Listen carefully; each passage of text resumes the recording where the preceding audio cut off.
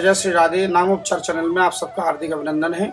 आज बहुत सारे प्रश्न एक साथ ऐसे आए हैं जो दैनिक जीवन में बहुत उपयोगी हैं। उनमें एक प्रश्न ये है कि महाराज जी, ये नाम मंत्र गुरुमुखी कैसे श्रवण करें। किसी ने प्रश्न किया, क्या नाम दीक्षा टेलीफोन से या मोबाइल से हो जाती है अथवा गुरु के सामने जाकर आमने सामने होती है। किसी ने ये प्रश्न किया कि महाराज जी, हम तो बहुत अवगुणों से घिरे हुए हैं, हम प्याज लहसुन खाते हैं, हम मांस मदिरा का सेवन करते हैं, तो क्या हम भगवान का नाम नहीं जप सकते क्या गले में कंठी धारण नहीं कर सकते क्या। इस प्रकार के बहुत सारे प्रश्न आए हैं। तो पहले तो मैं एक एक करके प्रश्नों का उत्तर दे रहा हूँ। सबसे पहले नाम मंत्र। देखिए, जब कोई व्यक्ति विपत्ति में हो, संकट में हो अथवा घोर दुखों से घिरा हो, तो उस समय वो अपने को रक्षा करेगा या दीक्षा लेने कहीं जाएगा। अब बताइए, आजकल चारों ओर वर्षा ऋतु है और कहीं बाढ़ में आप फंस गए, नदी के बीच में कहीं आप गए और वहां फंस गए, तो क्या वहां नाम दीक्षा लेंगे आप। अरे भाई, वहां तो आप उस संकट से उबरने के लिए आप आर्त भाव से, जैसे भरी सभा में द्रौपदी ने आर्त भाव से, बहुत आर्त भाव से क्रंदन करते हुए व्याकुलता से भगवान को पुकारा, तो उस समय ऐसा कौन सा नाम हम पुकारें जिससे कि उस संकट विशेष से हम निकल जाएं। तो भगवान के करोड़ों नाम हैं और भगवान के प्रत्येक नाम में विलक्षण शक्ति है। भगवान के जितने नाम हैं, प्रत्येक पृथक पृथक, गोपाल सहस्त्र नाम, विष्णु सहस्त्र नाम, राम सहस्त्र नाम, जितने भी सहस्त्र नामावली है अथवा भागवत में जितने भी भगवान के दिव्य नाम है, विष्णु पुराण में 18 पुराणों में भगवान के जितने सुंदर सुंदर नामों का वर्णन किया, उन सब नामों में एक एक रोग शोक भय व्याधि से बचने की विलक्षण शक्ति है। भगवान ने अपनी संपूर्ण शक्ति अपने नाम में उन्होंने स्थापित कर रखा इस कलयुग में।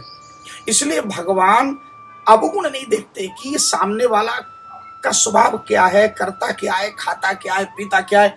अरे ठीक है, अब कोई तंबाकू का सेवन करता है, कोई मांस मदिरा का सेवन करता है, लेकिन वो भगवान का नाम क्यों नहीं लेगा। मैं तो कहता हूं, नाम लेना शुरू करो। वो नाम ही अपने प्रभाव से उन दुर्गुणों को दूर कर देगा। एक दिन जपात सिद्धिर जपात सिद्धिर जपात सिद्धिर न संशय, भगवान शंकर कहते हैं कि जब नाम जपते जपते जपते जपते नाम का स्वभाव है कि पाप से निवृत्त कर दे। और भगवान का स्वयं का स्वभाव क्या है।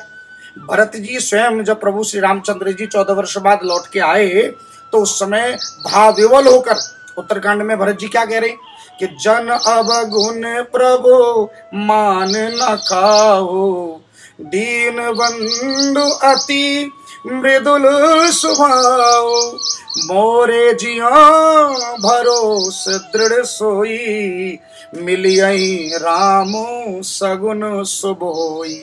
भरत जी कह रहे हैं कि जन अवगुण प्रभु मान न खाओ। भगवान किसी के अवगुणों को नहीं देखते, भले ही मुझ में कितने भी अवगुण क्यों ना हो, पर भगवान तो दीन बंधु अति मृदुल स्वभाव, उनका सरल स्वभाव है। मुझे पता है कि भगवान मुझे हृदय से लगाएंगे, मेरी गलतियों को क्षमा करेंगे, और मुझे विश्वास है कि मोरे जियो भरोसे दृढ़ सोई। देखिए, भक्ति मार्ग में सबसे मुख्य आधार है विश्वास।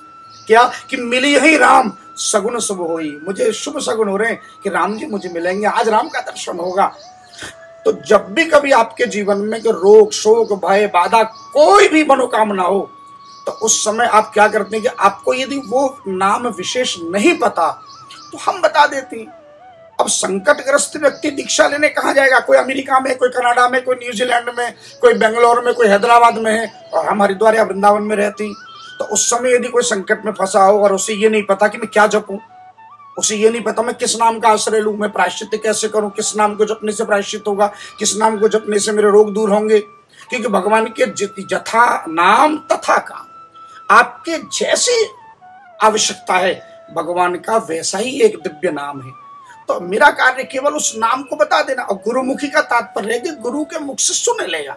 इसके लिए भी एक आदेश है। नवयोगेश्वर संवाद में स्पष्ट वर्णन करते हैं आविर्होत्र जी कि भैया, जिस प्रकार कर्मों को भगवान को समर्पण करने से कर्म सिद्ध हो जाते हैं, उसी प्रकार गुरु के मुख से जब हम कोई मंत्र श्रवण करते हैं तो वह मंत्र फलदायी बन जाता है। यही कारण है कि गुरु के मुख से सुनना। अब जब हम किसी गुरु के मुख से सुनने जाते हैं तो गुरु की सेवा की जाती है, उनके प्रपन्न हो जाते हैं, और उनकी वो शर्त होती है वो मान लेते हैं।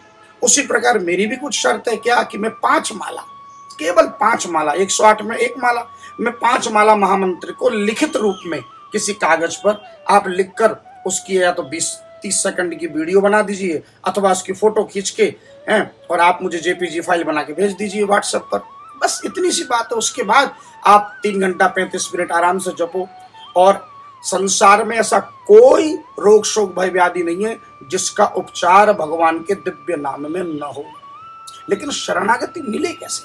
हाँ, अब रही बात नाम दीक्षा की, तो नाम दीक्षा जिसे हम ब्रह्म दीक्षा भी कहते हैं, यानी भवसागर पार करने के लिए जो ब्रह्म दीक्षा लेते हैं उसमें दूर से नहीं, उसमें आमने सामने, उसमें गुरु के पास जाकर और गुरु उस मंत्र को किस प्रकार से, चाहे वो कान में देते हो अथवा बहुत से संप्रदाय में आमने सामने बैठकर देते हैं, तो वो आवश्यक है। उस दिन पूरा दिन उपवास किया जाता है। हमारे गौड़ीय संप्रदाय में तो हमारे गुरुदेव उपवास रखने को कहते हैं। शाम को यज्ञ होता है और तब वहाँ गुरुदेव के सामने गुरुदेव महामंत्र की दीक्षा देते हैं और फिर हमारा नाम बदलते हैं, नाम परिवर्तन होता है। तो ये सब परंपराएं। तो ब्रह्म दीक्षा अलग है और ये मनोकामना सिद्धि के लिए अथवा किसी रोग शोक भय व्याधि से बचने के लिए ये नाम मंत्र है ना। ब्रह्म दीक्षा अलग है। तो ब्रह्म दीक्षा जब भी कभी होगी आमने सामने बैठकर ही होगी, किंतु नाम मंत्र आप कहीं से भी, चाहे 7 समंदर पार हो, वहां से भी आप फोन करके सुन सकते हैं। तो हम नाम उपचार के माध्यम से केवल आपको नाम मंत्र बताते हैं, ब्रह्म दीक्षा नहीं देते, ध्यान दीजिएगा। तो अब प्रश्न उठता है कि शरणागति कैसे मिले? तो उसके लिए हमें अर्जुन से सीखना चाहिए। देखिए, अभी गुरु पूर्णिमा का हम 3 जुलाई को मनाएंगे, धूमधाम से पर्व आने वाला है। मुझे लगता है कि एक सर्वश्रेष्ठ शिष्य के गुण अर्जुन में है। भगवान श्री कृष्ण और अर्जुन में अगर देखा जाए तो आपस में वो मित्र भी हैं, सखा भी हैं और एक दूसरे के बहनोई भी हैं। अब देखिए, है अर्जुन कौन है? बहनोई है, श्री कृष्ण की, सुभद्रा की पति है। किंतु क्या कह रहे हैं? दूसरे अध्याय के 7वां श्लोक को ध्यान से सुनिए कि कार्पण्य दोषोपहत स्वभाव पृच्छामि धर्म सम्मुण चेताः यश्रेयः स्यान्निश्चितं ब्रूहि तन्मे शिष्यस्ते हम शादिमाम त्वाम प्रपन्नाम। 4 बातें कही क्या?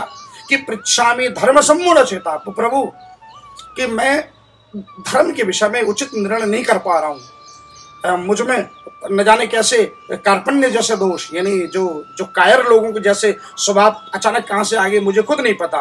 तो मैं वास्तविक धर्म का निर्णय नहीं कर पा रहा। तो पहला प्रश्न किया कि धर्म का निर्णय कैसे हो, और दूसरा एक साथ 4 प्रश्न किए कि यह श्रेय स्यान्निश्चितं ब्रूहि तन्मे, और मेरे लिए श्रेय, मेरे कल्याण का मार्ग क्या है। तो दूसरा प्रश्न किया मेरा कल्याण कैसे हो। और तीसरे में कह रहे महाराज शिष्यस्ते हम शादिमाम, मैं आपका शिष्य हूं, शादिमाम मुझे शिक्षा दीजिए, त्वाम प्रपन्न, मैं आपके शरण, और चौथी बात कही मैं आपके शरण में हूं। तो देखिए, चारों बातें एक साथ मांगी। इसका मतलब है कि सबसे पहले आपके मन में जिज्ञासा हो कि हे गुरुदेव आप मुझे मंत्र दीजिए, कुतर्क मत कीजिए। और नंबर 2 उनसे शरणागत होकर पूछिए कि मेरे लिए कल्याण के, अर्थात आप जो नाम आप मुझे दोगे मैं उसी को जपूंगा। और नंबर 3 शिष्यस्तेयम, आज से मैं आपका शिष्य हो गया। और नंबर 4 आपके प्रपन्न हो गया भगवान, अब मैं 3 घंटा 35 मिनट तर्क वितर्क छोड़कर रात दिन जपूंगा।